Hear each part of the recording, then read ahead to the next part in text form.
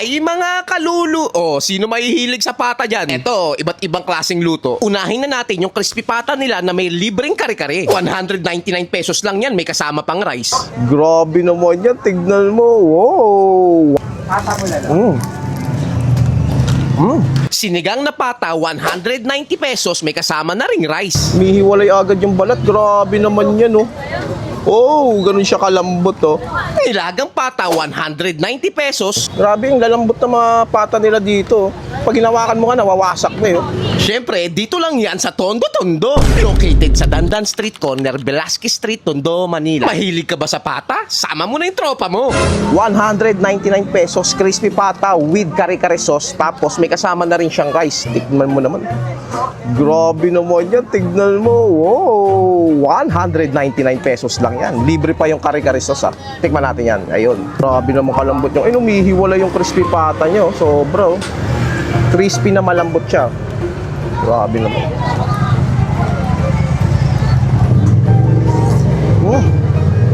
Tama. Napakalambot ng laman niya.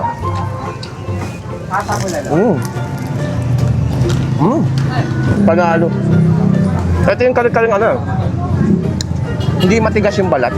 Kadalasan sa mga kare-kare, matitigas yung balat. Ito napakalambot. Tapos crispy pa. Sasamayan mo ng rice nila.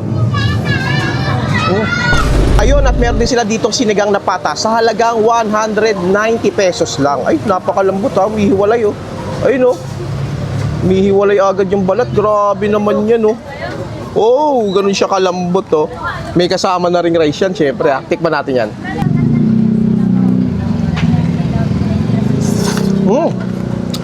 Ang sarap ng pagkasinigang niya. Talagang maasim. Alam naman natin maasim ang sinigang. Pero ang sarap. Grabe, tingnan mo, naghihiwalay, oh. Oh. Ganun siya kalambot. Ano ka na po? Blender! Tapos hahalo mo sa rice niya. Ayun, no? Lagyan natin na maraming gulay yan. Ayun yung masarap, eh, oh. May ceiling green pa, eh.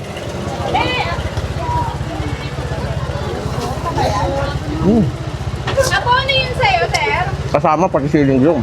Ayun, kung di ka naman mahilig sa mga maasim, meron din sila ditong nilagang pata sa halagang 190 pesos pa rin. Grabe, yung lalambot na mga pata nila dito. Mihiwalay talaga yung ano, yung laman sa buto. Ayun, pag hinawakan mo nga, nawawasak na, eh. Ayun, mga kalulu, kung mahilig ka sa mga ganitong klaseng food tripan o mahilig ka sa pata, iba't ibang klaseng luto ng pata, nandito na yata lahat. Lalagay ko na lang yung full address sa baba na siguradong mapapalulu ka sa sarap.